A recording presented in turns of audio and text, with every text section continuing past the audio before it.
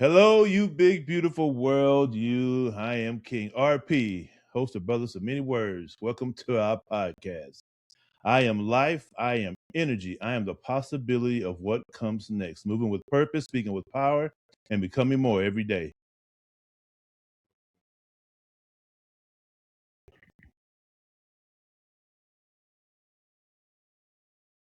Hey, Christopher, your co-host. I'm here to recognize truth, evaluate the path, leverage knowledge, wisdom, and discipline, and implement change through action.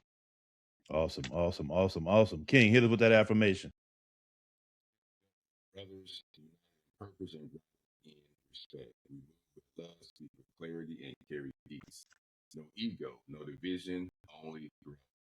Each voice matters. Together we build something greater. We are aligned, we are ready. Peace in our energy, power in our unity, and purpose in our message. It is done. It is done. It's done. Today is a Sunday book club powered by Brothers of Many Words. It is a weekly space for meaningful reading, honest conversation, cultural insights, personal growth, and deep understanding. Each book becomes a doorway into wisdom, history, identity, discipline, purpose, and transformation. This year's topic is the origins of Africa, the subject that is only not historical, but deeply powerful, passionate, and alive with meaning. I'm going to hit us with a few words of inspiration here. Right on. J.C. DeGraff Johnson's African Glory reminds us in real time that soul searching begins when a people recover the truth of who they have been. By presenting Africa's ancient civilizations from an African perspective and challenging distorted racist histories, the book turns history into a living mirror, one that asks whether we will keep inheriting erasure or claim dignity through knowledge. Real life becomes deeper when identity is rooted in truth, because a people who remember their glory can rise with greater purpose. I like those words. Remember their glory can rise. Absolutely. Absolutely. This is the book, author, African Glory, author J.C. DeGraff Johnson. We're on the last chapter here. We left off on chapter 16, but just give you a brief little overview of 14, from last week, 14 and 15. Actually, it's been 2 weeks ago, if you will, 2 weeks ago. So chapter 14 was the Portuguese in the Congo. Just a brief overcap was discoveries in Africa, famous travelers such as Duarte Lopez, Christianity trying to establish itself in Africa, European treachery and destruction. Chapter 15, the Portuguese in Central and East Africa. 1445 to 1573 lists all the European explorers that covered the continent at that time. Gold mining, it speaks on the battle between the Moors and Portuguese, trying to influence the people to side with either one of those sides, and the slave trade. And so chapter 16 is the slavery and the Negro. We left off on page 154, if you will. 154. Let me see here. 154. Well, can I kick it off again? Yeah, go ahead, brother. Kick this thing off. So starting on page 54 at the very bottom, I want to read an insert there. It's talking about the middle passage. And the middle passage is where they were taking Africans from Africa over to the new country in the Americas.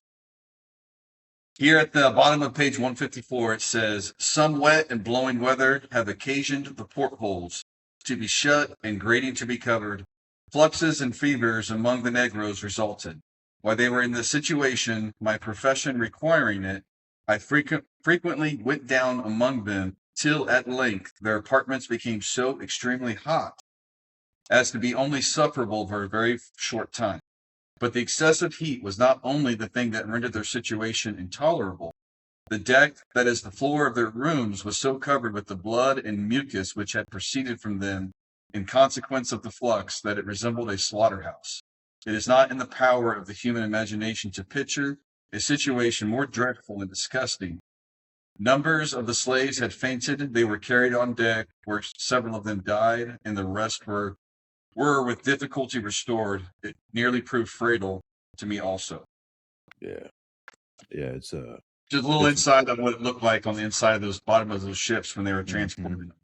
Mm-hmm. Honestly, man, I don't even know how they even survived passage in those conditions.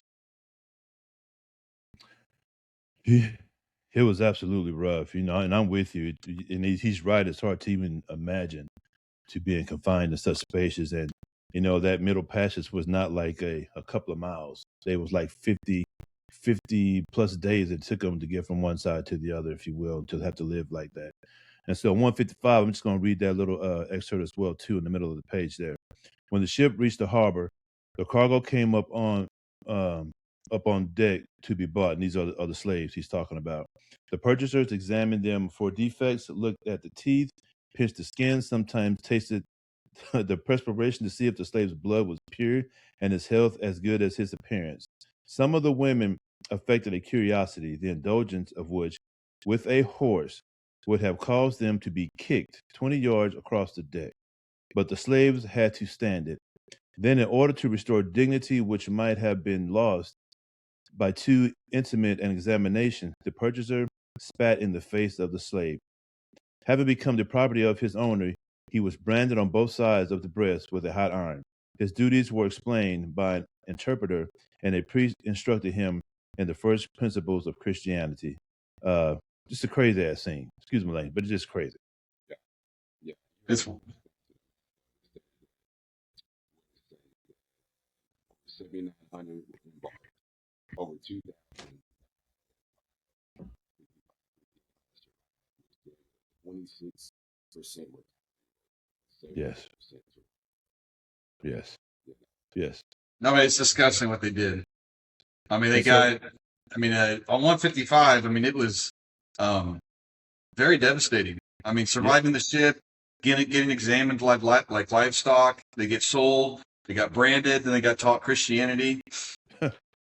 yeah, all at the same time, Unknown country, unknown religion, everything. yeah, Just unknown. everything, Completely everything. dehumanized and humiliated. Yeah. It, Yeah. yeah, and this is just a brief. I mean, not a brief. This is just not even a snippet, if you will, of all the horrors that went on, and that what went on that ship. This is just a little bit, and that I mean, it was much more graphic, if you will, and to bring that into these times. I can remember from the brief little sentence, if you were, little moment in class, it was just like slavery was this, and that was it. It never went into detail, not even close to what these individuals had to suffer and go And through. it was and something to take note. Like I know we like to bring things into the present, Hmm. but this is a more modern time of slavery. When we compare this to slavery in the past, this is a completely new form of slavery. Sure. I mean, because in the past we read, yeah, people were slaves; they still weren't treated the best, but at least their master took care of them. Like Hmm. it was a sense of duty the master had to its constituents. Versus with this kind of slavery, I mean, it was completely just for greed. I mean, people didn't Hmm. want to work the land themselves; they wanted someone else to do it for them. They thought they were lesser, so they deserved to work or they deserved to be uplifted. Hmm. That was a completely different dynamic than slavery in the past. Yeah. Hmm. I mean, even in the books I've read, it even states how the British stated that you should enslave the African because of their strength and their Hmm. durability. You know what I mean? Their resilience. You know what I mean? Hmm. They were doing things that most men could not do. What it would take one man to do, or one African to do would take five other men to do. You know what I mean? Hmm. When we talk about the mining and the gold and the Absolutely. farming technique and how they did things within the tribe itself, man, they were very resilient people. Very Absolutely. resilient people. And Absolutely. it made sense almost. So why you would captive people with that ability to do that. You know what I mean? I mean, even bring in Unfortunately. modern times, people say, "Hey, man, you're a big dude. You're a strong looking Right. dude," and it makes me think, Right. but I ain't picking no cotton. You better sit down somewhere now. Right. Also, Right. they handled the heat a little better too. Oh yeah, oh Yes. yeah, oh yeah. Absolutely. That was a major part of it. That was a major part of it. Mm-hmm. Nobody else could withstand the heat. Everything that Haru was saying, and also too, slavery back in antiquity. No, it wasn't rough, and so it was almost like they were indentured service, and so they were able to, they were treated fairly, but they were also able to integrate into the the tribe, if you will, and marry and hold positions, things like that along the way. It was certainly not as, I mean, you can't even compare the two. I mean, just be honest. You can't even compare the two, not even freaking close. But it makes sense too. Again, why? I mean, you look here. The Moors ran Europe for 700 years, right, Mm-hmm. until 1492, and when they Mm-hmm. declared war against the African throughout the world, right, it Mm-hmm. had to be hard because they knew the ability of what they came from. They knew the kingdoms. They understood their background, right, and they understood what they built. And if you kept people in that mindset that they have the ability to overcome anything, they would have done it. You see what I'm saying? Mm-hmm. I mean, and even look at it to modern times. If you look at, I believe people of the Western world, they still have overcome. Black people have still overcome with businesses and with wealth. Mm-hmm. Even Mm-hmm. in spite of having the ancestry or the history of slavery. That's right. So I mean, it just still shows the power and resilience of people. That's right. That's a great point. That's a great point. Yes, sir. I'm gonna read that next paragraph right there, because I think it's of significance as well too in that excerpt behind it. Enough has been said of the slave trade and its effects on the Negro, but it may well be asked, as a matter of historical interest, how did the slave trade itself begin? It is commonly supposed that it began after the discovery of America by Columbus in 1492. But for its genesis, we have to go back to the time when Prince Henry the Navigator sent his Captain Ford on exploratory missions along the west coast of Africa. Sir Harry H. Johnson writes, in 1441 to 1442, Antonio Gonsalves and Nuno Tristan passed Cape Blanco on the Sahara coast, and on the return journey called at the Rio de Oro, or River of Gold, whence they brought back some gold dust and 10 slaves. Going on to page 156, these slaves have been sent by Prince Henry to Pope Martin V. The latter conferred upon Portugal the right of possession and sovereignty over all countries that might be discovered between Cape Blanco and India. I thought that was significant. There's many things there. But for one person to, like the Pope, to just say, you have the right to go get what all you want from that land. It is ours, no matter, not just the gold, but the people themselves. And they went crazy. Yeah, that was he was the Portuguese that sailed down there and captured those 10 and brought them back to the Queen, right? Right. I mean, to the Pope. Right. That was the middle of 1400s. Many moons ago, King. Many moons ago. So that on 156, he gives a chronicle, if you will, of an eyewitness account of what it was like for the slaves. I mean, it's pretty lengthy, but it's a good read. It's a good read. For those who pick up this book on 156, that is a great insight to what it looked like from start to finish out of slave trade. And this is, I think, is a hard part for people to put yourself in other people's shoes. That's people have a hard time. You know what I mean? Again, I go back to my movie Swap. I mean, it's a cartoon, but it gives a great point of view of, I mean, when you're turning away sons from their fathers, wives from their husbands, brothers from their brethren, you know what I mean? Crying, kids crying. I mean, but again, it was a business, it was a commercial business. They dehumanize people and turn them into property, and they still do it to this day. If you look into the child support system, it basically turns your child into a piece of property, and now the father owes money to the government or to the state or whoever based upon your child becoming property of the state. Yeah. Yes. And it's unreal. So we say, man. Well, we're not slaves anymore. We are more slaves now. Way more. We're not being beaten. You're not being beaten. But hey, I'd rather be beaten, give me a chance to run away than sit here and have this silent slavery. Well, listen, Django, I'm a Django that tell, I'm with you, When you think about, it's like that saying people said, that person was raised with a silver spoon in its mouth. Right. Mm-hmm. In reality, we all have. When you really think about it, and worldwide, for our country, we view our position as we're poor because we're basing off other people in America and rich people. When we really think it back to the base level, we are extremely rich. Okay, and we have been fed with a silver spoon, And that's why most people continue to be in the system and continue to be a slave. I Because see where you're coming from. they're just where you're well coming from. enough, like, right? They've never really experienced true hardship. Yeah. When you talk Yeah. compared to other countries, I see where you're coming Yeah. from. The Western world has gotten lazy. It is very lazy in the Western world. I mean, And when you see like the poor people, like we got the poor people in our country, they go on welfare, right? And so Right. their basic needs are still being met by the government, and that's why they're still on the nipple. That's why it's hard to pull someone off, no matter how old you are. You could still be on that. You know what I mean? Yeah. You can certainly get comfortable with that scenario. As a lot of people do, if you will. A lot of people do, if you will. And you know what? Think about that too. Is that even bringing back to modern times, people say that a lot of black people are on government assistance. That's not even true. There's only 13% of black people in the United States. I think there's only 1 to 3% of black people are actually on government assistance, and the government assistance program was never created for black people. It wasn't. It was created for the ghetto. The ghetto was considered white at the time, European at the time when it was created. It wasn't created for black people. Black people didn't even have a ghetto. It was just nothing. Now, it was during the World Wars, back in the 40s when they started welfare. Yeah, but it wasn't created for black people, and it was supposed to be temporary. It was supposed to be temporary. Yeah, it was. And then it got taken away. And I mean, there's just more that.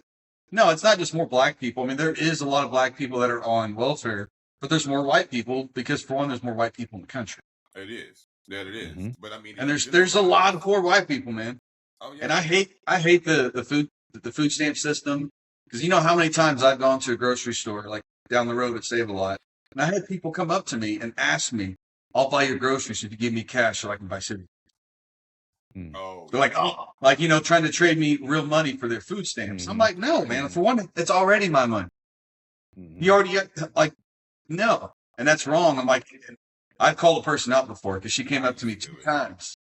And I was in Save Lot and I said, hey, attention everyone, this person is on food stamps. They're trying to sell food stamps for cigarettes and alcohol. It sounds like this person does not need food and does not need welfare, but they're taking it from the system. Yeah. She got embarrassed and walked out.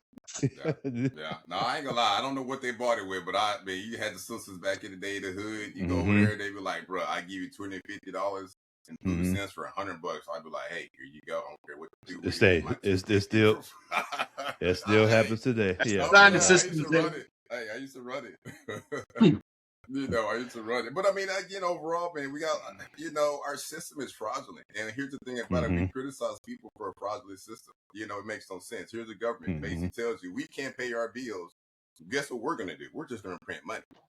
Yeah. Well, Chris, hey, RP, hey, I can't pay my electric bill this month. I'm just going to go to the printer downstairs and print enough to pay my electric bill. And, where's that action at? Yeah, where's that action at? Where is my printer? Yeah, we criticize people in a fraudulent system, and it makes no sense because it just creates confusion to me. You know what I mean? The whole system. You're right. You're right. All right, Kings, on 157, I thought this page was interesting as well. I mean, the whole thing is, and so that little second paragraph, the slave trade had begun. Edmund B. de Abergoni commented on this idea of saving enslaved Africans from perdition writes, hunting people often say they hunt the fox and deer in order to save these poor animals from being exterminated by the cruel farmers. Dom Henry's motive for kidnapping black folk at the statuaries of the synagogue in Gambia may have been similarly unselfish. Hunting people. The church accepted the slave trade. That's just what we need to realize. Yes. Black people. I mean, hey, people in general. The church accepted the slave trade. If y'all, the church, y'all.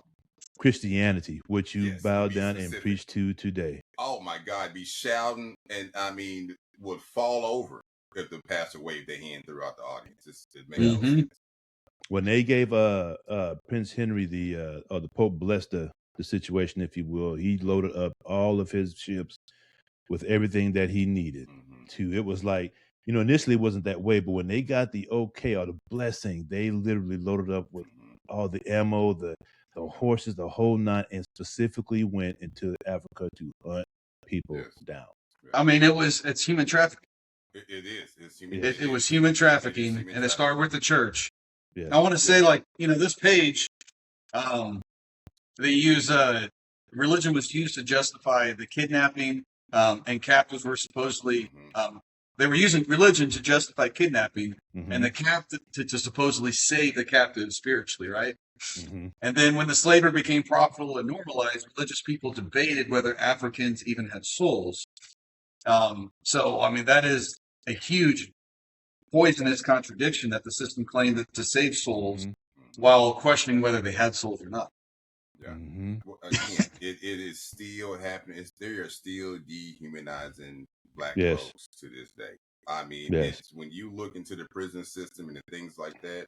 I mean, again, it's still happening to this day, and absolutely most don't care, I mean, but the hardest thing is people have a hard time putting on other people's shoes and just stepping in and say, you know what, this is wrong, regardless if we have souls or not. I'm looking at you, you're looking at me. We have eyes, we have nose, we have a mouth, we have ears, we all bleed red, as Nick would say in his absence. And it just makes no sense that we allow other people to think that way and still think this way to today, how Christianity is pulsating through the Western world. I mean, that's one of the reasons why I quit being a guard up there at the JCCC and Jeff. Because I didn't agree with it, man. Oh, bro.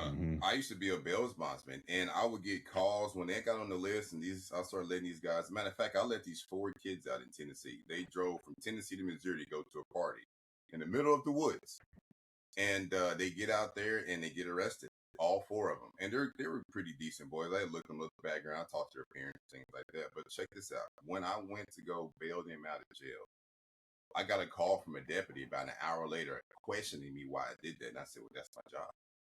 That's my job."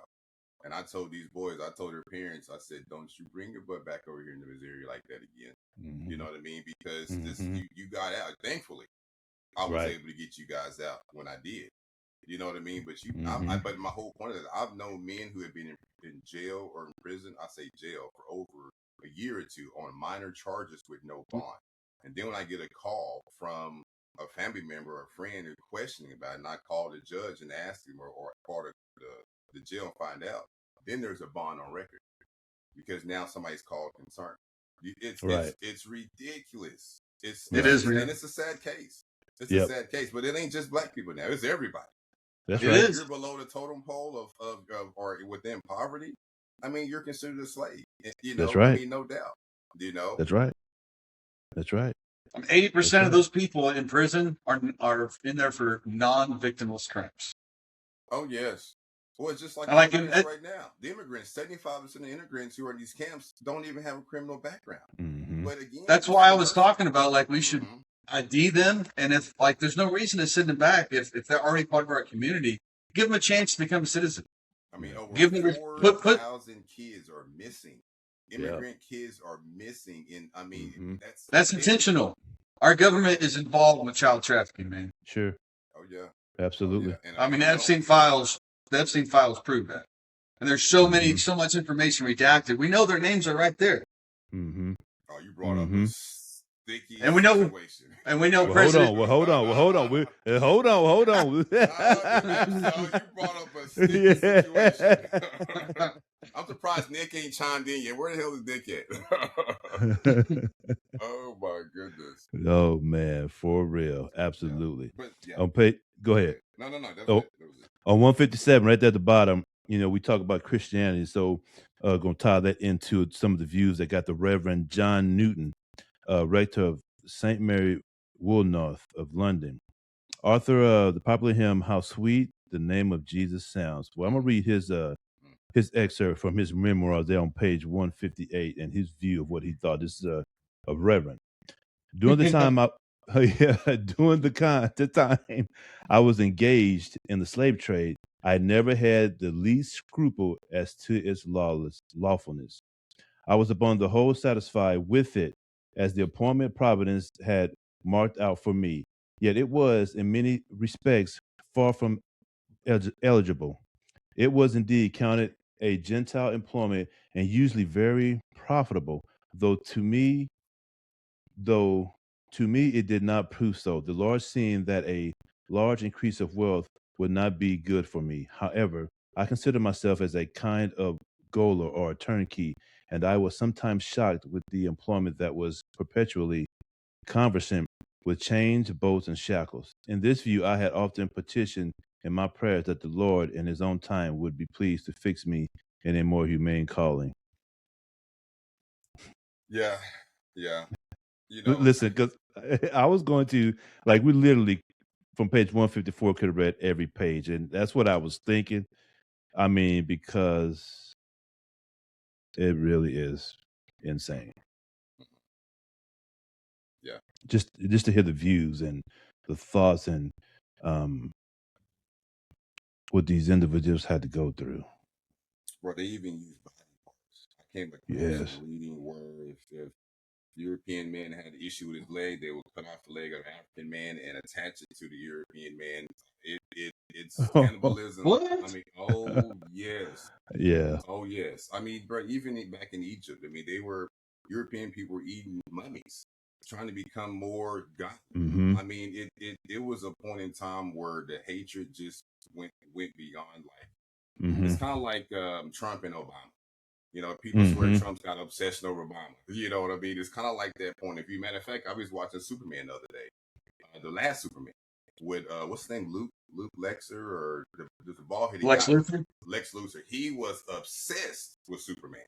Obsessed with Superman. I mean, couldn't think of anything else but how he could destroy Superman. And to me, when I think about the slave trade, that's what reminds me of, is that there were people who just obsessed with black people in any way. Was that meant to kill them? You know, they were intrigued by what they did or couldn't do, or what. I mean, it's just the thought process. Like, I'm trying to figure out the psychological point, right, of being that hateful to people, right? And to go to a point where you're cutting them up and castrating them and cutting heads, and I mean, I'm trying to think of, like, I just can't fathom that thought.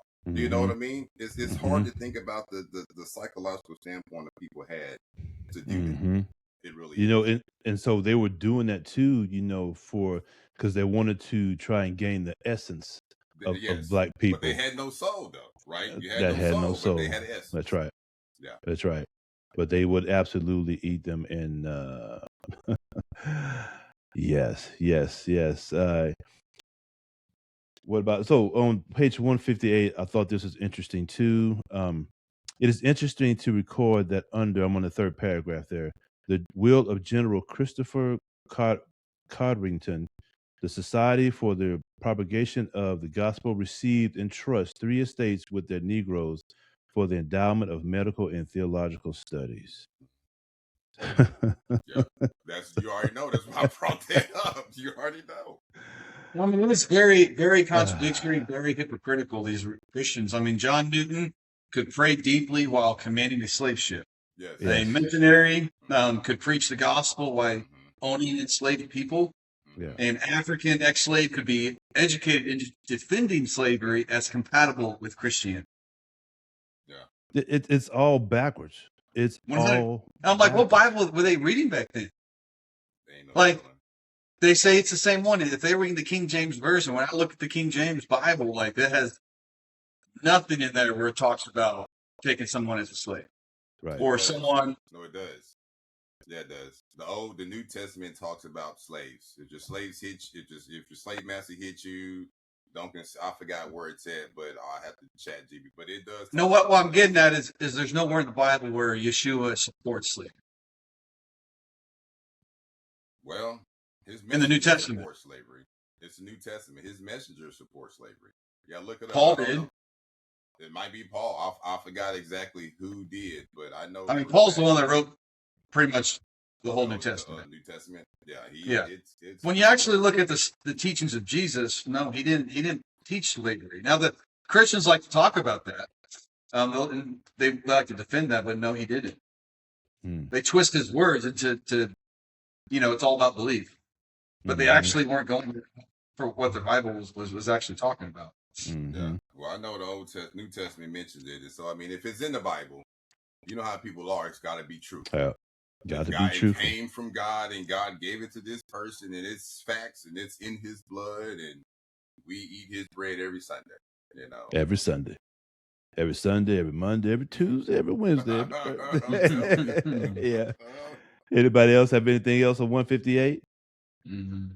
Oh, No, sir. 158. No, you're good, bro. What about 159?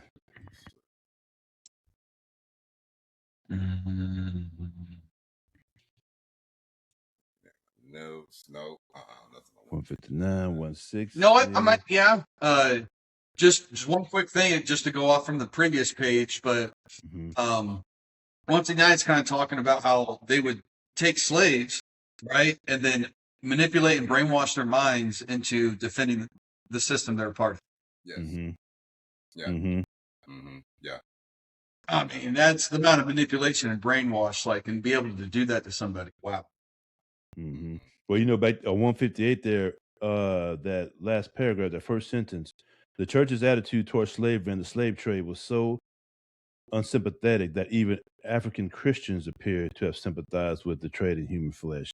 Terry, you talking about the brainwashing and Yes. things like that. I mean, Yeah. hey, you know, when you're being beaten and you see the horrors that these people had to go through, you know, it's going to have a psychological effect. And so, you know, we talked about, you know, the physicality of slavery, you know, so that's where it started out. But as we read through the religion and Christianity, through the creeds and whatnot, how they took it from the physicality, they took it straight to the head. They started invading your mind. So from that point is where we are now. Yeah. Yeah. Yeah. I mean, the body and the mind wants to survive, and so you put it in a bad enough situation, it's going to adapt, and that means just accepting what is. Yeah. Yeah. Yeah. I mean, I can only imagine being a king or a general of a particular tribe, and your son just got chopped up, and your daughter just got thrown to alligators, and your wife just got raped by 10 guys, and you know, it's horrific. I mean, Yeah. again, I can't even imagine. You know, like Hoover stated, we can't even imagine the evil in our midst. So it's hard to imagine that. But you know, it might change your mind about where you stand on certain things. You Sure. know, I mean, Sure. again, we have to really look into what was going on. I mean, what they literally did. We say it all the time. I hear people say all the time, Africans traded Africans for slavery. Man, it wasn't just like free will. Like I'm just No. going to do it because I'm going to do it. When you again, they're going to kill your whole family and to make sure that you stand by what they believe in. I mean, they did the But same thing to the indigenous people of the Western world. You know, the Indians, they did the same thing. and, you know, but and sometimes, well, it seems like a lot of times they didn't kill him right off the bat. They did unspeakable things before Yes, they your did. eyes, Oh yeah. Oh yes.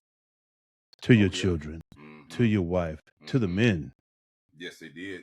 Yes, man. I have read stories of black slaves as big as Robert being chained to a nightstand, and the slave master got up many times throughout the night just to have sex with him. Yeah. I mean, it is tar and feathered black man. Yes. 6'5", Yes. 260 pounds, tar and feathered in front of his son and Yeah. his wife, just to Yeah. get that child to be obedient, because now your father is being condemned, and guess what you do? You're going to follow by the same obedience, just due Mhm. to the fact of what your father just went through.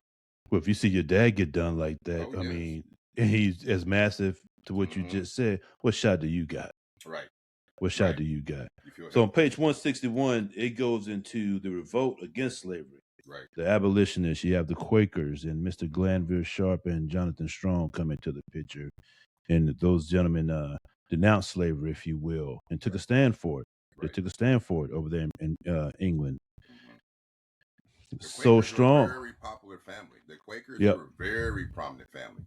Mm-hmm. Mm-hmm. Mm-hmm.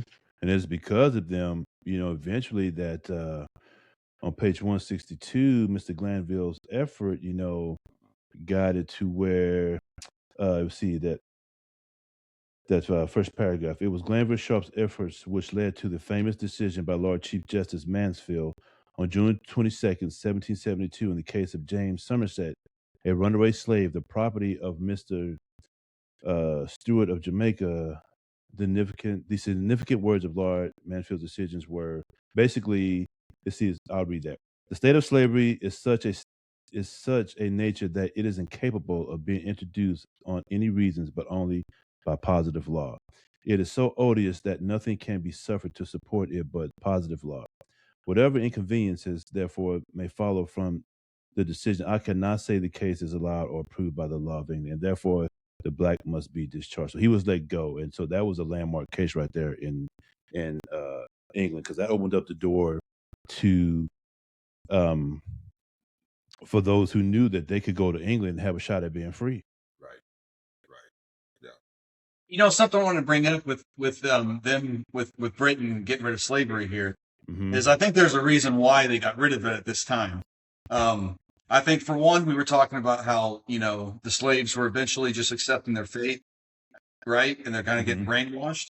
But at the same time, that wasn't happening for everyone. There was they were still standing up, they were still revolting, and the slaves were still fighting back. And I think this is the reason why it switched over to stopping slavery in Great Britain, is because the business kind of reached its climax and peak. And I think they started getting diminishing returns. And so instead of, then they used it as like, we're going to be good people, and we're going to turn this thing around now. I think they just realized that they couldn't make any more money. There was too many revolts and they couldn't control them anymore. And so they started writing laws to do away with it. Well, but making themselves the good people. Sure. And, you know, and you got to take into account America was coming alive at this time too. Yes. Yeah, it was.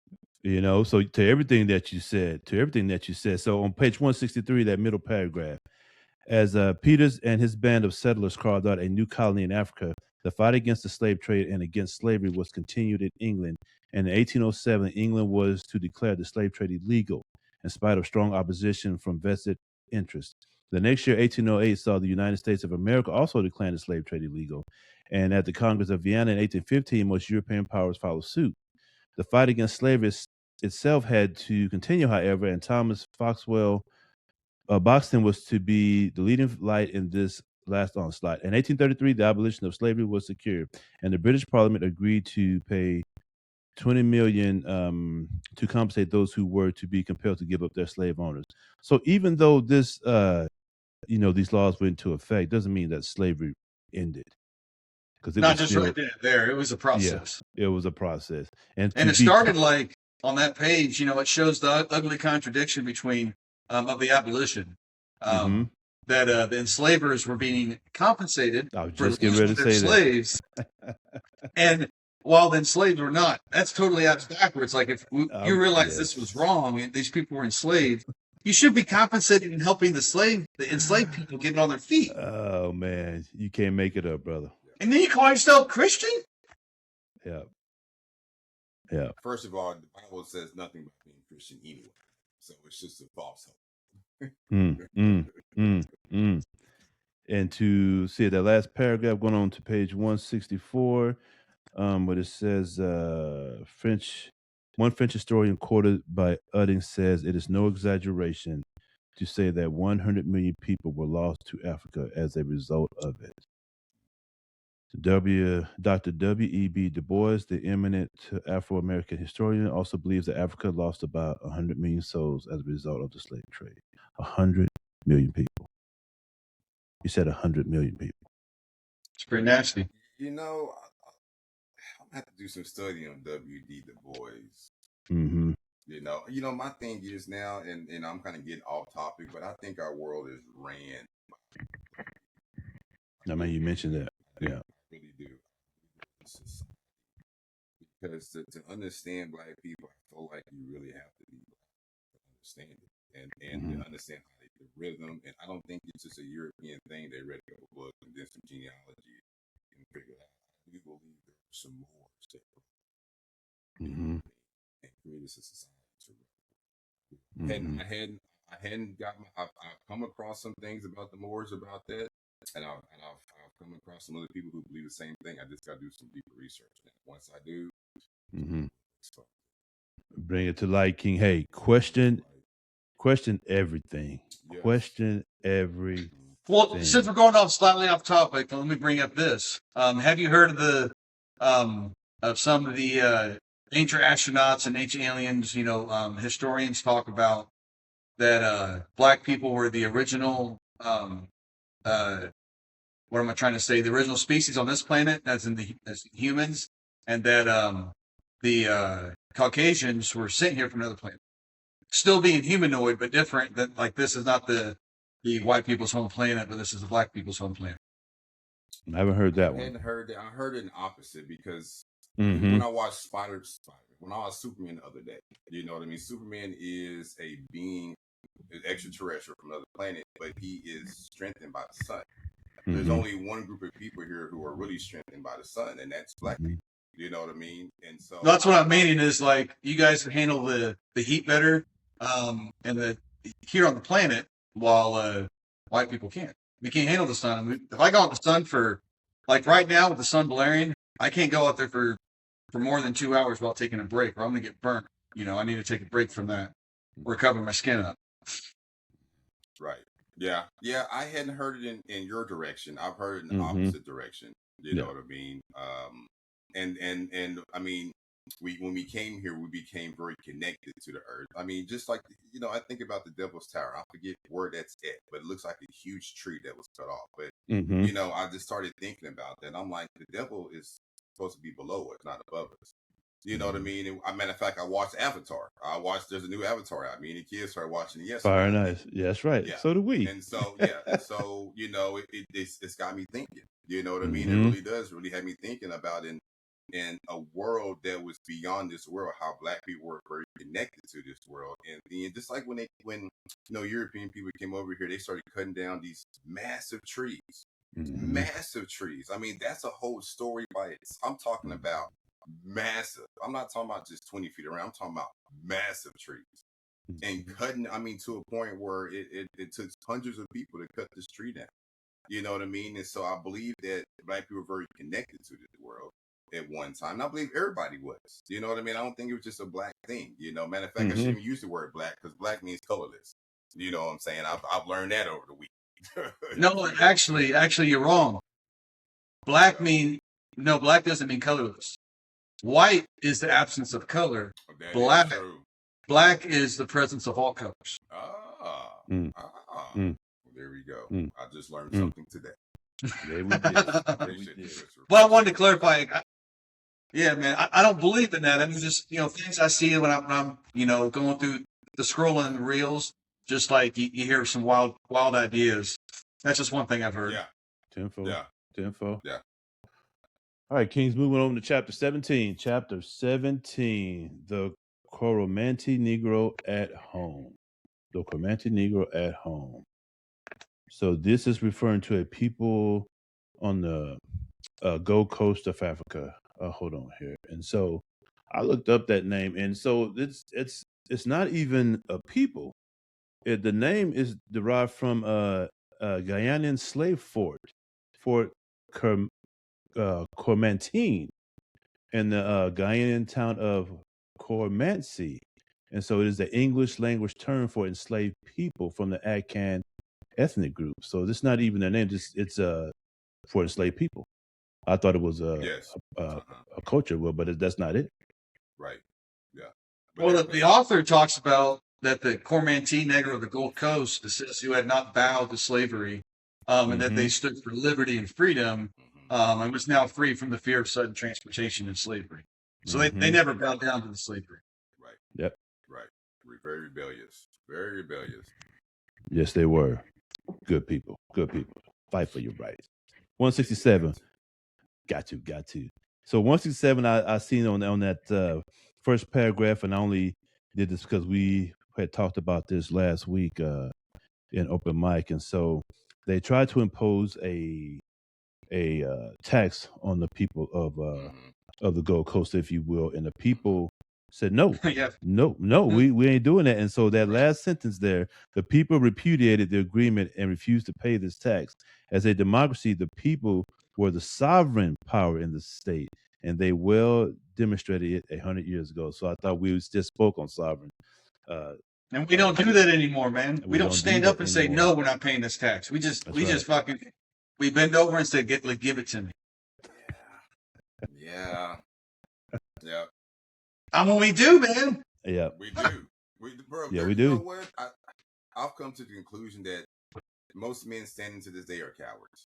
And I can include myself with that. You know what I mean? We look at our kids and family every single day. You know what I mean? And to see the state of mind that people are in these days, to see the state of mind of our country, You know, Chris always brings up about the surveillance state that we're living in. It's scary.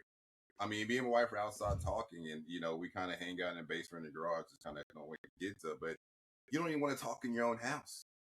Yeah. Because there's cameras everywhere. You don't even want to say certain things. Like I have gentlemen I talk to on the phone. I start getting on one topic. Everybody just gets quiet with me. You know what I mean? I'm like, let's stop being afraid. But it's scary that we're already almost conditioned, right? Mm-hmm. Conditioned not to speak outside of our comfort. Mm-hmm. Because we are. Yeah. Mm-hmm. We are conditioned. We are. Yeah. And it's hard to deconstruct. True. I don't understand it. I don't understand how can it be hard? Do you know what I mean? But again, I do. I'm with you. Yeah, no doubt, Kings. No doubt, Kings. The on page 167, so we see that read that little part. The people of the Gold Coast were starting to feel some type of way about the British in that poll text, if you will. Right. And so they did not like that. And so on page 168, what I got from that is that civil unrest was still continuing. A mutiny broke out. The British wanted to find out what was the cause of the problem and sent Colonel Ord to investigate and to find out that the people were being treated horribly. Right. They would be treated really, really bad. Yeah, British rule was not going well on the Gold Coast. No, man, it was not. And again, that's one of those things you don't hear about either. Yeah. And, No, the Gold Coast, that is like modern day Ghana now, right? Yeah. So people understand when we talk about the Gold Right. Coast, that's what we mean. It's modern day Ghana. Yeah. Yeah. Governor Hill describes events like attacks on officials, confiscation of rum, stoning soldiers, interfering with government supplies. Like it was going again. You know, like Chris brought. It wasn't the fact they were like, oh yeah, we're gonna be nice all of a sudden. It's like no. It's not worth the risk. We're losing money. It's just everything's at a decline.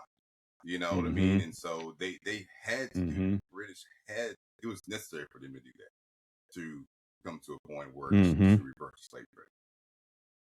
And then because of that, like the people in Africa, they were not unified. Some people were showing force towards Britain. Some of the chiefs and the leaders were trying to work with Britain, and some of them were fighting amongst each other. It was a complete chaos. Right. But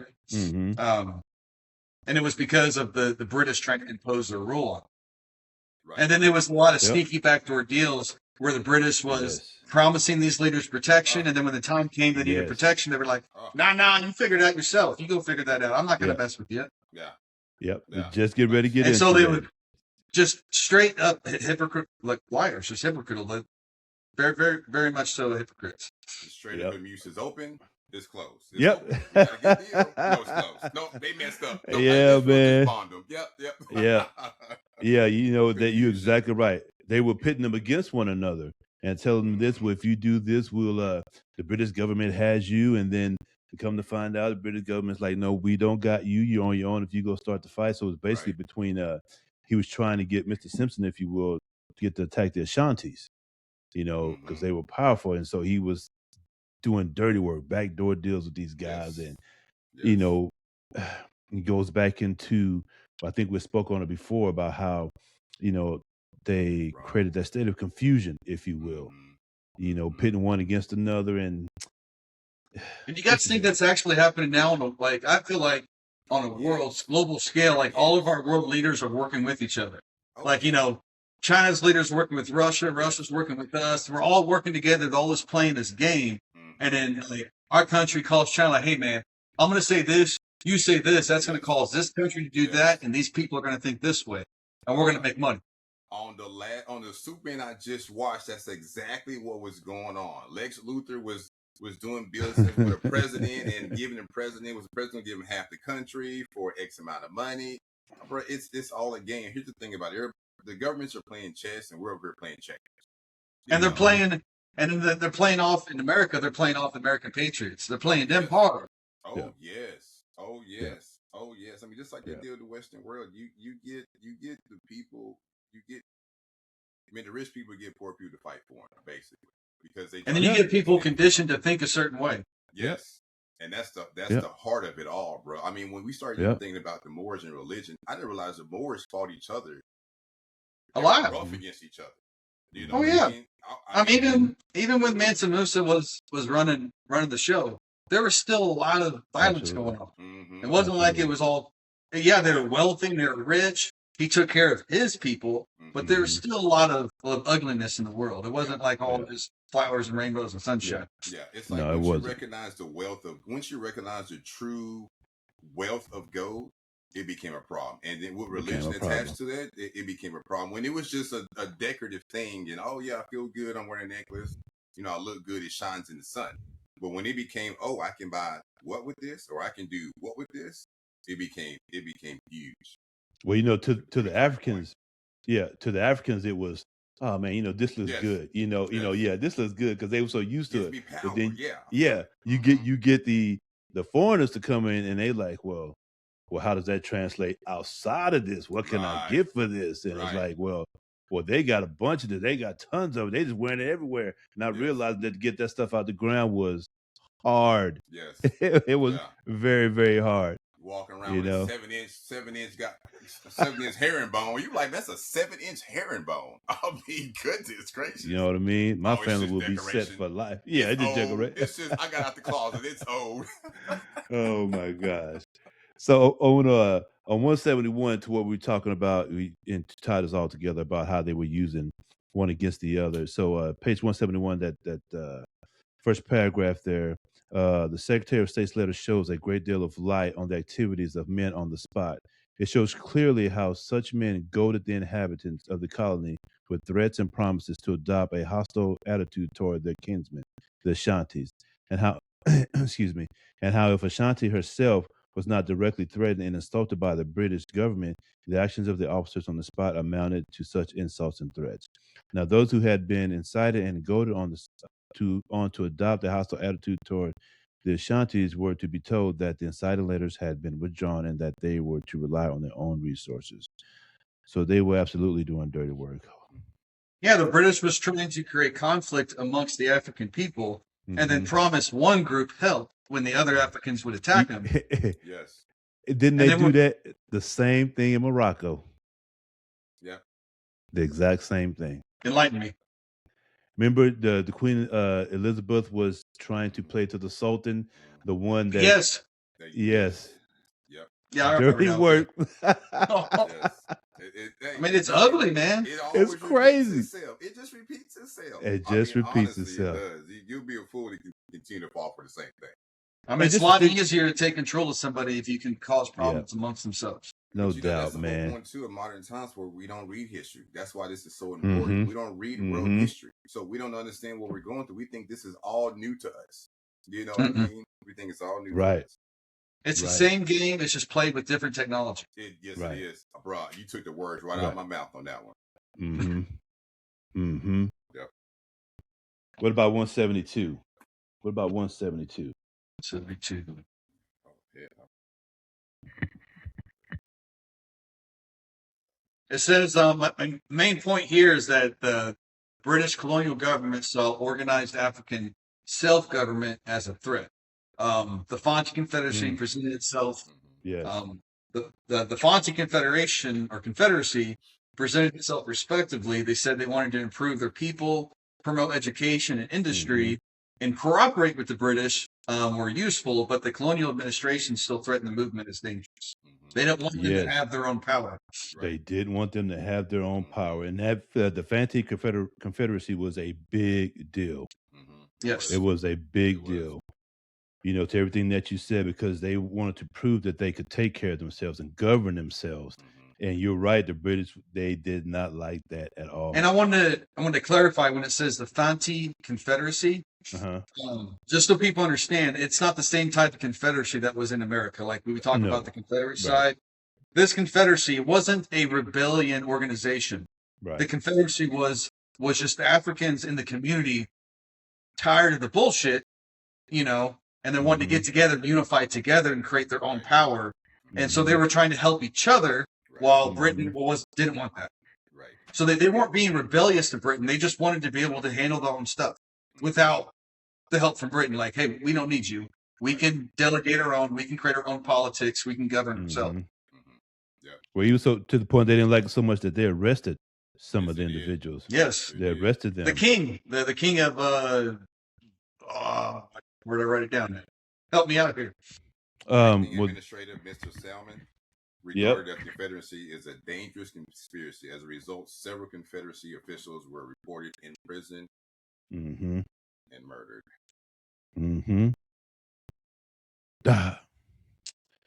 Yes. Yeah. So a modern day connection with this is governments still often treat independent grassroots as organizations as suspicious when it grows outside of official control.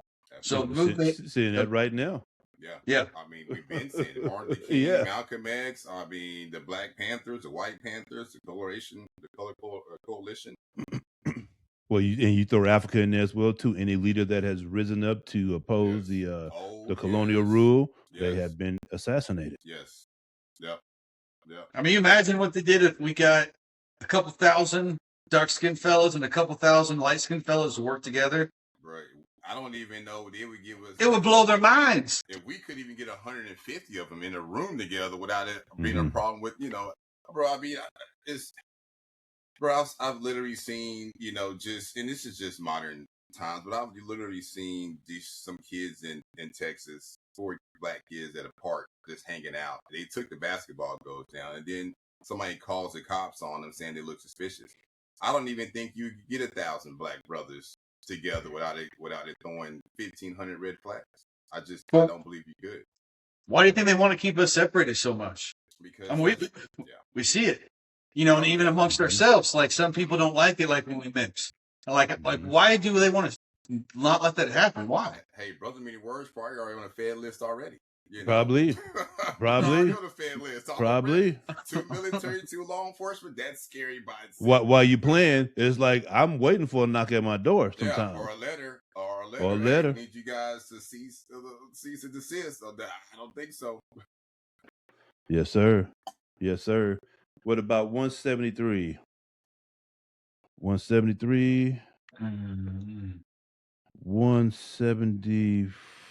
Oh, no, 173 is when I believe I got out there the the letters were the misinformation, if you will. There were certain letters that were sent that didn't get reported properly. To some of these kings and chiefs of these places, and so that was the start of the confusion, if you will. And so on page 174, I got out there. Mr. Richard Pine is his name, trying to create a compact between the kings and chiefs of the interior without British assistance, which he told them, if you go to war with one another, we're not going to be there to back you. You're on your own. However, he got sick, and so upon hearing those words, those chiefs and kings, that's when they decided that they knew that they were going to have to take care of themselves. So that's when the Fanti Confederation became a big deal for them. What about the Pope on this? What about John Pope Hensley? Isn't it Hensley, who became the governor of Sierra Leone and the West African settlements? And according to his account, Hensley reviewed early actions against the Confederacy. One notable detail is that he suspended the enforcement of proclamations until he had an investigation of the matter himself. I mean, it's just no unity was accepted. Just like Hoover says, we're not going to allow any black Messiah to come in and unify or electrify. He said unify or electrify, not even just the militant part. Unify or electrify. I just thought that was just. And listen, so that was this is 1872. We're talking about Mr. Hennessy. So Hoover was almost 100 years after that. So you could see that the mindset was still the same. There is, as we were talking about the communication between the two, there's you know what I'm saying? Yep. This is 100 years after, and it's still the same. It is still the same. It's still the same, and it's not even questionable now. You know what I mean? It's not even questionable. I questioned it a couple years ago. But now that I'm reading about history of things, now I understand why. Why? I understand why. I mean, it's still that way today, like you said. Powerful countries still create security arrangements and protectorates, alliances, and aid agreements or military partnerships where smaller nations depend on them but when real danger comes, they don't get involved. Right. That's still going on today. Mm-hmm. Yep. So right, bro. Sure is. I'm gonna move on to page 174, and that's the those bottom two paragraphs, and I think on into 175, and I think these are of great significance. Following this, let's see, we were just talking about the Federation and how it was um, they didn't want it to happen. So following this, we then have a proclamation issued by Colonel Conran, then administering the government of these settlements in 1865, limiting the extent of British jurisdiction to within 5 miles of the seacoast or gun range from the forts. This proclamation, which the Right Honorable Mr. Caldwell ordered to be recalled, was, in spite of such orders, permitted by Colonel Conran to stand. And so that absolutely pissed them off, because they felt, as it goes on to say, that they had special privileges to go into the interior of Africa to do their trading, but that proclamation said you can't go no more than 5 miles, outside of those gates. So that absolutely ticked them off so much, to the point on page 175 they decide in the year 1867 a convention was entered in between the British government and that of the Netherlands for the exchange of territory, by which convention certain of the tribes, Wassaws, Dinkaras, Chaffils, and Commandas, etc., who had hitherto lived under British rule, were handed over to the Dutch. Now, so just let that sink in. We are upset that you put this proclamation that we can't travel. So you know what we gonna do? We just gonna give you to somebody else. We just gonna give it to somebody else. Yep. The How Dutch the didn't last hell very do you long. have that kind of power? That's crazy. That's crazy. Hey, It is, man. You can only prevail when good people sit back and do nothing. Oh, they hey, that's when they really got together. Like, we got to get this fancy confederation together right now. Mm-hmm. Right now. They absolutely oppose that. But that is just why I thought that was just the mindset and the thinking, man. That's that whole period. But as we say, and as we're going through this, it's like it ain't nothing changes. Just different people, different scenarios, different circumstances. And still, go ahead. It's this is kind of off topic, but not really. I mean, I make the connection. Some people may not, but I'm playing a video game right now called Final Fantasy VII. We talked about that. Yeah. They got the new one, the remake trilogy come out. I like Final Fantasy, but anyways, the game itself, the story. I like these games because of the story. And the people that make these stories are not people from the government. These are people like you and me that have a job. They enjoy doing it, and they get a bunch of people together and they create these awesome stories, right? Mm-hmm. And the whole story around Final Fantasy is kind of like what we're talking about, all these history books. The whole game centers around government and corporations controlling people, causing division, manipulating narratives, and all those things. Yes. And so it's kind of cool when I'm playing this game, reading these books at the same time. I can make a lot of connections. Mm-hmm. Yeah, and you facts on that. Me and this dude had a conversation about. I mean, between games and movies, you can't watch the regular TV or news anymore. I feel like because it's narrated to fit their agenda. But these movies and these games, if you just take a little time and pay attention, like when he brought up Final Fantasy, I brought up Assassin's Creed. My son was playing Assassin's Creed, and I was like, "Is that a black dude hanging off a tree in the background?" I'm like, "Wow, what is that?" Yeah. You know what I mean? But the symbolism, and I'm exaggerating. Don't get me wrong, but the symbolism in these games, these movies, is just it's. If you understand them, you'll get the whole point of view. Like I can't even. When I watched Superman the other day, I was flabbergasted. I just sit there, had my mouth open, like, oh my goodness! Like, the writing is on the wall. It's just that people are not paying attention to it because of distraction and a million other things that go on in this world. You know what I mean? But if we just need to stop and pay attention, goodness, man, it just be fired up, fellas. Just be fired up. Well, listen. So your mind is open. Your mind is open because we're doing this every day. So you get to see the similarities, if you will, from the antiquity into now. So it does, and they do put it out there in those movies. They put it out there very, very plain and clear. However, yes, you are asleep. I do believe, though, if you're not reading, you're not going to make that connection. It's going to be very hard to make that connection. But I'm in agreement with you. Absolutely. No, Assassin's Creed is actually, those are good games. And when my kids are a little bit older, because it has violence in it, I'm going to let them play those games because I've actually learned a lot of history from playing that game. Mhm. Like when I played Assassin's Creed Valhalla, very in-depth game, but man, there's actually a lot of history in that game if you take the time to look the stuff up. Yeah. When it becomes entertainment, and we use that word, I mean, when it becomes entertainment, you're no longer paying attention to things. You're just looking to be entertained. But Yes. in my mindset, I've changed it to be investigations. I call movies Absolutely. and games investigations. So that means that throughout the movie and throughout the game, I'm investigating these things that are going on. You know, That's and that's why I don't mindset. like. That's why I like the RPGs, the games that cause you to think and slow down and stop. It's not bang bang, you know, like the first person shooters. That's not teaching anything. Right. That's right. That's right. All right, Kings. And you know, there's something. Just real quick, there's something because I've been taught, and a lot of people do. Like they teach, like these things are bad. Like it's wrong for us to play video games. So I don't know if you guys ever heard of that. Like you're lazy, you're a people. I'm like, no, it's how you. It's a tool. It's just how you use it. Just That's like a car. Yeah. That's right. Yeah, I definitely do agree. Anything on page 177? 177. Let me get there. Yeah, I know. So I got some pretty long notes here. Let me get to page 177. That's what I'm looking at. So the democracy helped start a war. The Ashanti ruler of the Ashanti Empire in the British administration, Robert William Harley. Elmina and the surrounding territories belong within the sphere of the authority. British officials had interfered with that relationship, and Britain intended to reduce Ashanti influence. Man, even just that war lasting for over 100 years. Not just with the British, but just with multiple people. Just that's astounding. That's astounding. Well, and it's because like, you know, the author is not saying every Ashanti action was automatically justified. But he's trying to say is that the British actions helped create conditions for war.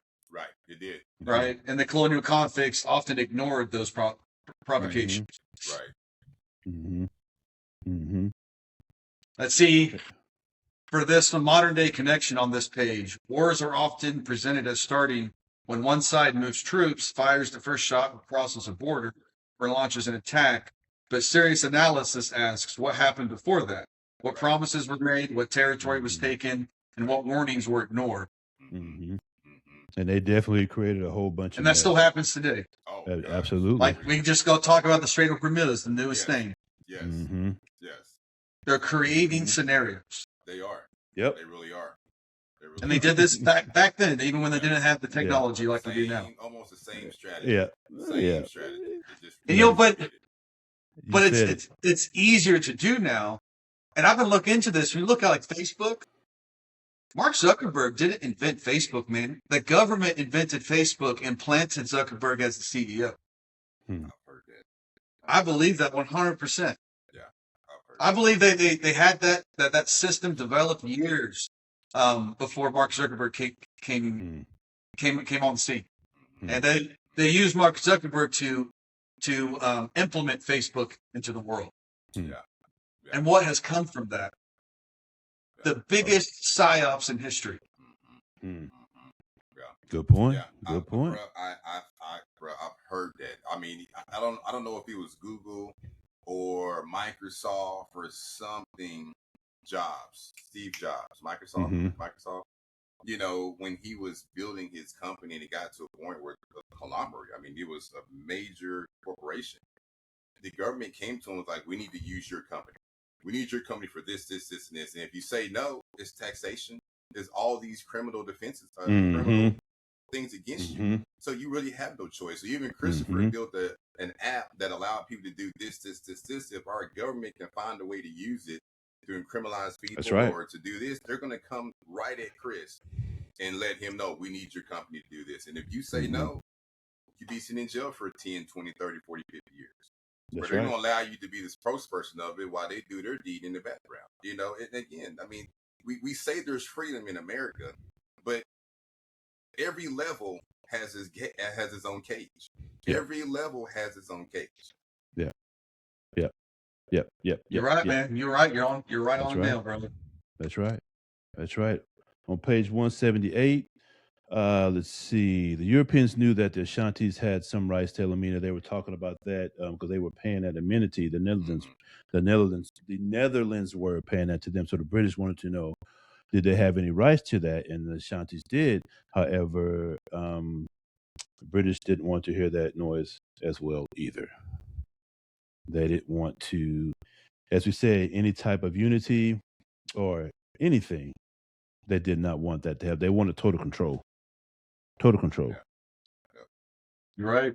And so let's see on page 179, the people refused.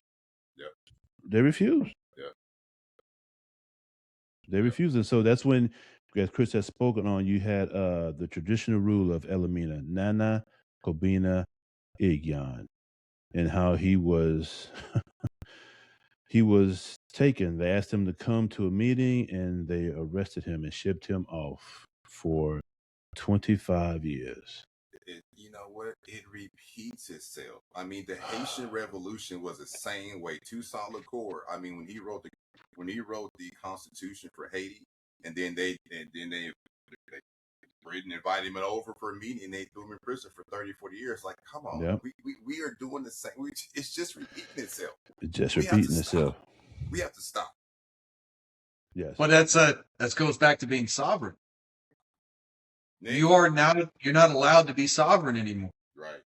Yeah. Right. If you want to control your destiny and create your own, you can't. Right. You can't be in control of yourself. The government is in control of you. They don't want you to be sovereign. And then they, in my opinion, they get people brainwashed to think to be sovereign is bad. Like these sovereign people, like we have this stigma that being sovereign is like those are bad people. I'm like, why are those people bad for having those thoughts, for wanting freedom? Mm-hmm. 1 second, Keith. Keep going. 1 second. Yeah, I agree with you on that. I mean, I know we've talked and that's what this is. It's them taking their sovereignty away. These people are trying to unify together to create a government body within themselves.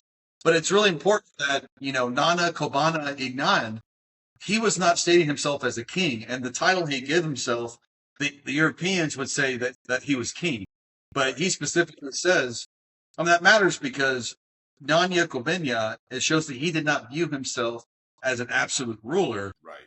Who could do whatever he wanted. He understood himself as bound by oath to his people. Right. So he didn't have absolute power or law or anything like that. It was the will of the people, and the Europeans saw that and didn't want them to have that sovereignty that was building within. Right. And there's something that you mentioned about that too. Even in the Western world, when there's a group started and there is a leader, that's the first thing they do is try to establish a leader. Meaning, if there's a group started and there's not a leader, they try to establish a leader, because then it becomes an organization. And there's a leader attached to that. Then you just cut the head of the snake and thinking that everything else is fault. You know what I mean? And the fact that he didn't consider himself a leader, but he was doing this in root of his people. But they're going to try their best to find a leader and establish as a narrative. So when they do cut the head of the snake, everything else just dies. But see, that's a key word. You said leader, and that's what these people were. They were leaders, not rulers. Right. Okay? That's right. To be a leader is different than to be a ruler. You're absolutely right. Yeah. Because leaders are picked among people, and it doesn't mean you're elevated above them. Right. That's A right. leader is somebody that has experience, has compassion, and knows how to delegate. Right? And is willing to put themselves in front of other people ahead of themselves. I agree. That's what a leader is. Yes, sir. And people recognize people like that. And then, give credit where credit is due. If that person helps people out, people might uplift that person and might elevate them. Right. Doesn't mean that, that person stays humble. That's what a leader is. Yeah. And that's We're not allowed to have leaders no more. When they spoke on that too, that's exactly what the leader meant. He was not above the people. He just had to show kindness and delegate, I guess, the finances, if you will. But no, he was not above everybody. You're exactly right. But they did the same thing to I know I'm moving along here, but on page 181, they did the same thing to Nana Primba. Invited him to a meeting as well, and the British governor of the Gold Coast colony then pressed for immediate payment. This is after, they defeated the Ashanti. And so to make them pay reparations, if you will. But that And Wolseley, when they put Wolseley's in power there for those battles, I mean, he was dirty. he was very dirty. He caused a lot of confusion amongst Ashanti people. Yes. And let them fight amongst themselves, and then he Yes. came in and just destroyed everybody. Yes. He did. And they did the same thing to that leaders too. They asked for 50,000 ounces of gold, which the king knew he didn't have. Well, the king couldn't have that. And so it arrested him right there. Same thing. He was gone for a quarter of a century from his people. Yeah. Boom, bam. We'll see you later. Yeah. So I wanted to bring that up.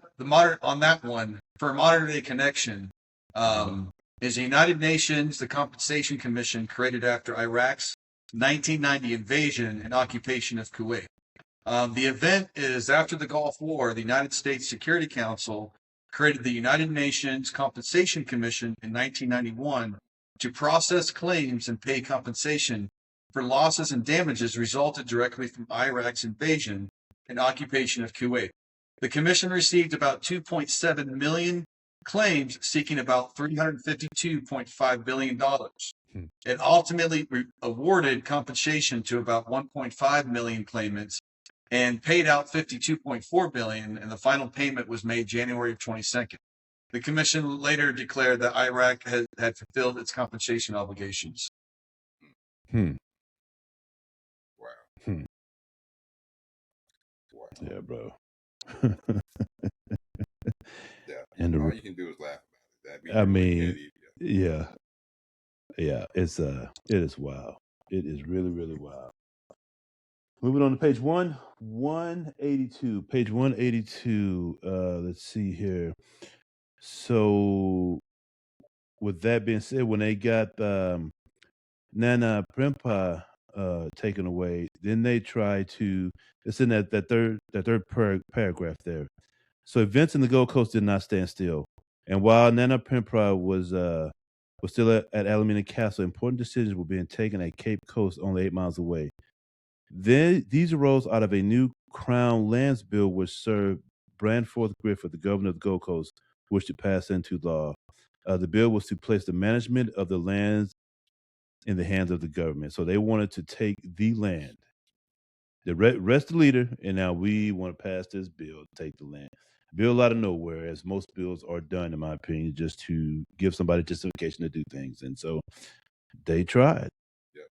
But however, that's when they were trying to take the Alameda Castle back. And so the bill was redrawn provisionally, but however, it was brought back, and they did pass it anyway. But out of that, before that, the summoning of the council led ultimately to the creation of the Aborigines Right and Protection Society, which was also a big deal too, with 37-year-old J.W. DeGraff Johnson as its first vice president, and the wealthy Mr. J.W. Say as president. So I mean, as we could see, man, they were truly trying to fight for everything for themselves. And they had to fight for something that was already theirs. They had to fight just to get it back. Yeah. That paper genocide was powerful. Yes. I mean, you write it on a sheet of paper and it's effective. I mean, when people didn't understand it, they didn't understand it. And, I heard somebody the other day just recently say that laws were God's laws. And how could it be God's laws when land was free? Water was free. Yeah. So, and this is men's law, not God's law. That's right. So on page 183, 183, there speaks of the Honorable Joseph Abraham Casey Hayward. He was very prominent into the Ashanti Confederacy and trying to bring nationalism back to the Gold Coast, fight for his country, if you will. And he was a main proponent of that. Let's see, page 1. You talk about the Aborigines Rights Protection Society? Yes. That showed that African constitutional resistance could work. It used delegation, legal arguments, public legitimacy, and directed people to imperial authority to defend land rights. Mm-hmm. Mm-hmm. So that so they had to, as Haru just said, the paper battle. They had to create their own paper battle. You know what? Can I bring up a modern day example of this? Yes, go ahead, brother. Of land grabs. We got a specific, like the modern day example, Standing Rock Sioux tribes legal and political fight over the Dakota Access Pipeline. Mm-hmm. The Standing Rock Sioux tribe opposed the Dakota Access Pipeline crossing at Lake Oha, arguing that the project threatened the tribe's water supply, sacred places, and treaty rights, and the tribe and its supporters also used legal action and public advocacy to challenge federal approval for the project. And the U.S. Army Corps of Engineer, they just basically just gave the company whatever he wanted and said do it, regardless of the land rights. Kind of like me and you were talking the other day, RP. Yep. About just government. If they want land, they're just going to take it. That's going to take it. They slapped that imminent. Go ahead, bro. I was going to bring up the Osage Orange Indians, out here in Missouri. When they got relocated to Oklahoma, and when they were relocated to Oklahoma, they gave them land. The government gave them land, and the land had oil on it. Oil made them billionaires overnight, again exaggerating, but millionaires overnight. But then what they do? They gave the Osage Indians white overseers, and it basically stated that if you died, your land went to your overseer. So they just started murdering all the Osage Indians. It's oh my corruption gosh, at its finest. Yes, bro. You know what I'm getting? The first gangster was called the first European was a gangster. Those were true gangsters based upon the graph's depiction of Europeans. Those were the terms were used as gangsters, mobsters. Right. That's so wild. I think they made a movie out of that, didn't they? Oh my goodness. Leonardo DiCaprio's in the movie. It's like a 3.5 hour long movie, but it's interesting. It's interesting. I need to see that. See that. And so along with Mr. Haywood, you have Mr. J.P. Brown and J.W. DeGraff Johnson. Those three gentlemen were very instrumental in fighting for the Gold Coast rights and, for the Confederation, if you will. I mean, they really stood up, and they are very prominent in African history on the Gold Coast for sure. Yes, sir. Yes. And it's so funny. There's another book that I have which talks about the Barbara Pirates.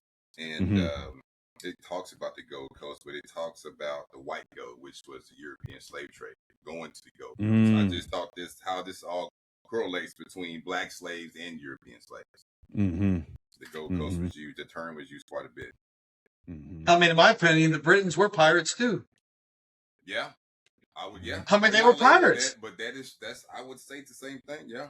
I mean, cool. They might have been a government, but they were pirates. Yeah. They got on their boats. They sailed down the West Coast. They attacked people, captured, took their wealth, took their riches, and then sent it back to where they lived.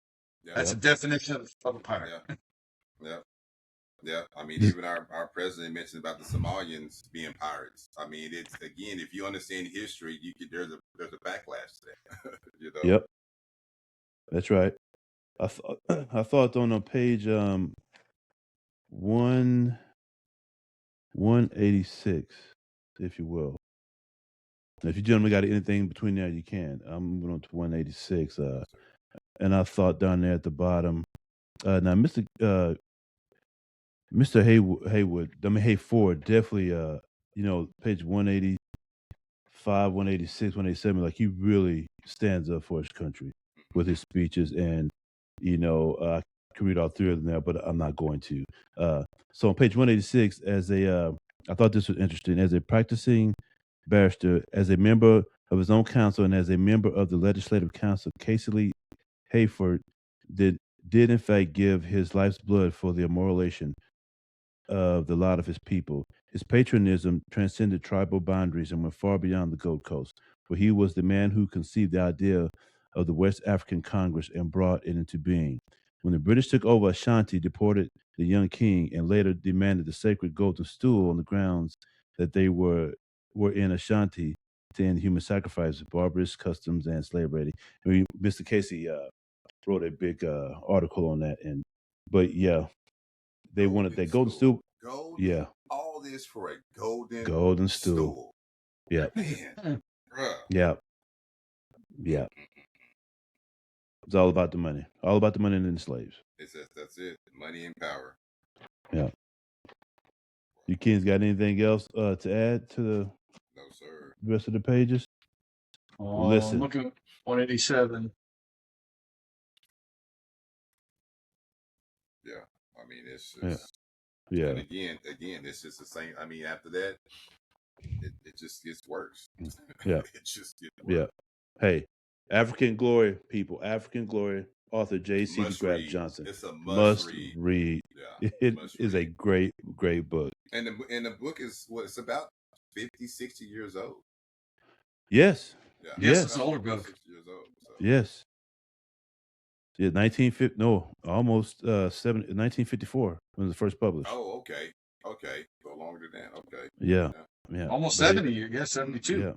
It is a great, great book. You know, I enjoyed that one. Yeah. I enjoyed that one. Our next one, jump ahead, will be The more. The Moors. Moors in Spain. The Moors in Spain by Stanley Lane Poole. That's an interesting book right there, too. Stanley Lane Poole. That'll be next Sunday. Yeah, that was a good book. That was a good book right there, man. I really like that one. And so here, Can we finish it Can we with give a one little- more modern day connection with go this on with it, book? brother. Go on with This it. is about Saddam Hussein and the 2003 Iraq War. The event is the United States and the United Kingdom argued before the war that Saddam Hussein's Iraq possessed weapons of mass destruction and posed a major security threat. After the invasion, the Iraq Survey Group was created to investigate Iraq's weapons of mass destruction programs. Its final report, also known as the Dulfer Report, was based on the ISG's work from 2003 to 2004 and gave a comprehensive account of Iraq's weapons of mass destruction program after the invasion. Right. Government authority, the main authorities were the United States government and the United Kingdom government and the Iraq Survey Group, which reports to U.S. intelligence leadership, reporting that the Dulfer findings stated that the top U.S. armed inspector found no evidence Iraq had produced weapons of mass destruction in 1991, and that Saddam did not have chemical and biological stockpiles when the war began. So why that connects is it's not the same as Britain and Ashanti, but is a clear modern example of a government using moral security justifications for war, followed by later evidence that undermined central public claim. That careful lesson is not always that all wars are lies. You know what I mean? Mm-hmm. Yeah. Mm-hmm. Yeah. That's a And great so point. they told the public, hey, Saddam has weapons of mass destruction, Right. when they didn't have the evidence. Right. But they knew that people that would cause fear to get support of people for us going and the war. Yes. Now, I'm not saying Saddam Hussein was a good guy. I'm not defending him. Right. Right. I'm just stating facts of what happened. Right. Right. Well, aren't they saying the same thing too? Didn't they say the same thing too about Iran? Same thing. So we think about it today, like, Same thing. are they lying to us again? Oh, bro, absolutely. It's Exactly. Bruh, if you listen to them, if you're a conscious man in America, Mm-hmm. it's confusing. It's confusing. Again, It's in very February, confusing. March, we destroyed everything. They had no navy. They had no this. We destroyed their their nuclear capability. A month later, oh no, we didn't. We got to go to war. It's like I thought we did it. I thought we already did it. But people just they don't recollect. They don't go back and say, hold on, didn't you just say we already did this? So why are we doing it again? Why is it costing us $8.5 billion taxpayers' money to go to war for 6 months? You know what I mean? Countries are already broken up.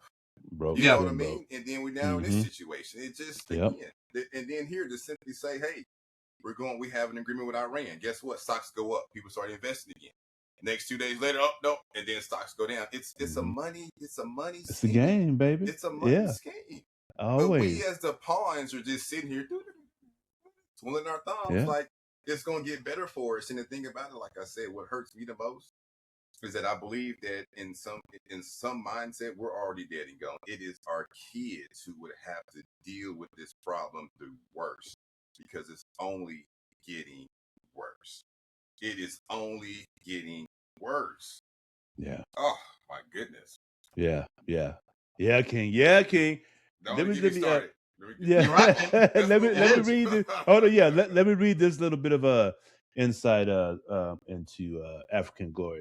So African glory connects to real life today because its central argument still matters. Who tells history shapes how people see themselves. First published in 1954, the book presented Africa's ancient civilizations from an African perspective and pushed back against stereotyped racist accounts of the continent. That remains relevant wherever people struggle with distorted education, cultural erasure, or identity. In Life Now, DeGraff Johnson's work reminds readers that reclaiming history is not nostalgia. It is dignity, clarity, and power for the present. And I thought that ties in real good to what we're talking about in the book. But it is a great book. I encourage all to go get that and start today. Start Yeah. today because everything that we're talking about, as we are seeing, it is like it doesn't even have to go very far, but it is just a repeating cycle. Doesn't matter with civilization, with time frame, it is all repeating, and that's just the way it is. For us, the way it is, and it's not good. It's like that thing, as the saying goes: "Who's going to break the chain? Who's going to break the cycle? Who's going to break the cycle?" Yeah.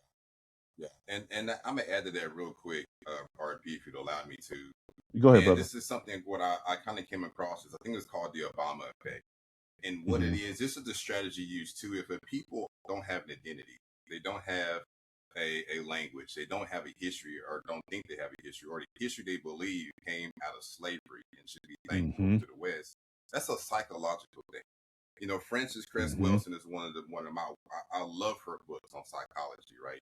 But Mm-hmm. there is something that was called the Obama effect, and what it is, it describes a boost in confidence in academics among Black students during Obama's election. People said they hated Obama, but why?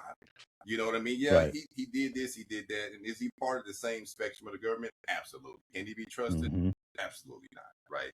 But Mm-hmm. to know that Black academics increased through his era because Black people were able to see, and I use that term loosely, right? Were able to see the achievement of another Black man. It spiked that. It spiked. Mm-hmm. So Kamala Harris wasn't just about a female and her particular political views. It was the fact to me that she was considered a Black woman, right? Mm-hmm. And a Black woman to get on the stage in front of the world at a time where unity, right, could be electrified, right? That would have been another problem. You know what I mean? Point. I think we look at things. They give us this narrative all her political this and her political that. Mm-hmm. I don't have. She was wild, man. Well, the thing about it, it's all wild. It don't matter who you put in office. You got one lesser evil or greater evil. I mean, That's right. It's all to me the same thing. And first of all, I don't think our country's ran by the individual presidents anyway. It's ran by corporations. Well. It's ran about money. So Chris is a billionaire, and Chris says, "Hey, I want to, this and this to happen." Well, Chris gives $1 million, $2 million, $3 million, $4 million to a certain political figure. That's gonna go ahead with it. Well, it's like Elon Musk, donated $300 million to the 300 million. Yes. To the. I mean, come on. I mean, that's why I believe when it comes to our elections, we need to get rid of any. Like, I don't think we should be able to. I don't think anyone should be able to support. No company should be able to support a political candidate. There could be some value. I don't think money should be involved when we have millions of dollars and it's all who has the best, who has the most money is generally the people that makes. That's all it is. Is like because they can create better campaigns, they have better advertising money, right? They can create better narratives to put out there, right? Doesn't mean they're spreading truth. That's true. Yeah, and have y'all looked into the Electoral College? They're talking about that big time here. Oh gosh! Oh my God! I mean, the Electoral College is it's not. Slavery. It's rooted. It's very complicated. Right. We still need it. We can't. If we get rid of it, it would not be good. It would not be good if we got rid of the Electoral College. But I'm not saying the Electoral College is the answer either. Yeah. But if we go to a majority vote, that would not be good. Why? So think of California when the government spread that narrative when trans and And I'm not saying anything about what my opinions are on these. I'm just stating facts. The homosexual, the transgender, the ideology, the gender crap, when that was all popular and crazy a couple of years ago, if you would have gave anybody in America the ability to vote, non-electoral college, majority vote on their phone where they can just hit a yes or no answer. I'm sorry, there just so many people was confused at that time, and our laws would have completely changed. I mean, with a majority vote, it'd be like there's more people in California than in Missouri, like millions and millions and millions of people. So Missouri would have no representation. We're United States. Every state should all actually be its own country. We are not America. We are United States of America. You know how many wars there would be if every state was their own country? I mean, technically we are. Yeah, that's true. I mean, we are. We are the United States of America, right? Yeah, that's why we have border lines in the states. That every state has agreed to work together. Okay, we are united in that fact. But when majority vote on a scale when it comes to the federal government, we can't have New York as a majority vote when Missouri only has 3 million people. What's our population? Missouri is like I think 7 million, 8 million for the state, while just the city of New York itself has more people than that. Mm-hmm. Well, listen, it all needs to. And the people in New York think completely different than how you and me think living out here in Missouri. Yeah, like the way we live is completely different. It all needs to be. Need that. It all needs to be looked at and reexamined. The Constitution, the whole shebang of it. It's written so many years ago into modern times, and with technology, it is absolutely completely different than what it was back then. King, you got that spotlight?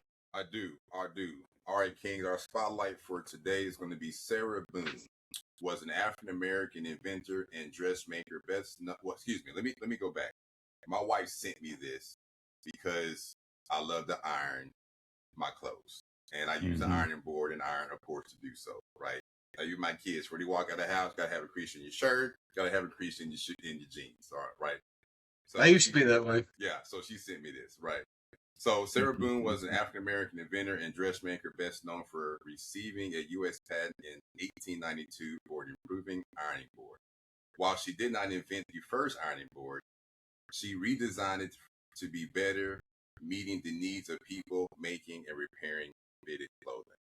Sarah recognized that the flat ironing board of her time made it difficult to press curved and narrow parts of garments, especially women's dresses and sleeves. Her patent design featured a narrow curved board that made it easier to iron sleeves, shoulders, and fitted clothing. A reversible design allowing garments to be turned and pressed from different angles without creating unwanted creases.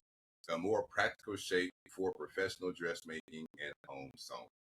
Her invention improved efficiency and helped produce cleaner, more precise results at a time where tailored clothing was common. One of the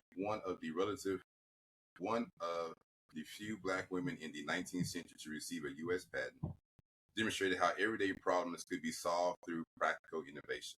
Her work contributed to the evolution of the modern ironing board, even through today's versions have added features such as adjustable heights and padded covers. Sarah's story is a reminder that many important inventions are improvements rather than completely new creations. Innovations, making an existing tool work better, can have a lasting impact. Her ironing board redesign is an example of how practical experience can lead to an invention that influences everyday life for generations. Again, her U.S. patent number is 473653, issued on April 26, 1892, for an improvement of the ironing board. Thank you, Sarah, for your contribution. I was just getting ready to say thank you, Sarah Boone. Thank you very much. Awesome. King, that was great podcast. Great podcast, King. It was. Great podcast. Anybody got anything to say on the way out of here? Love you, Kings. Love you, man. Absolutely. Much love to both the Kings on here with me. Thank you all for joining Sunday Book Club. Drop your thoughts in the comments. Share this with someone who values meaningful conversation, and join us next Sunday for a new book as we continue building through wisdom, experience, and purpose. King Christopher, take us out of here. As always, our 3 pillars of success for life: faith, trust in your own power, believe deeply in your own purpose, build unshakable confidence through action. Dedication, show up when no one's watching. Stand firm in your commitment to grow. Put in the reps mentally, physically, and daily. And lastly, what we live off of is discipline. Forge your character through consistency. Set your code and follow it without compromise. Control your impulses and command your results. All right. Peace, Kings. Peace.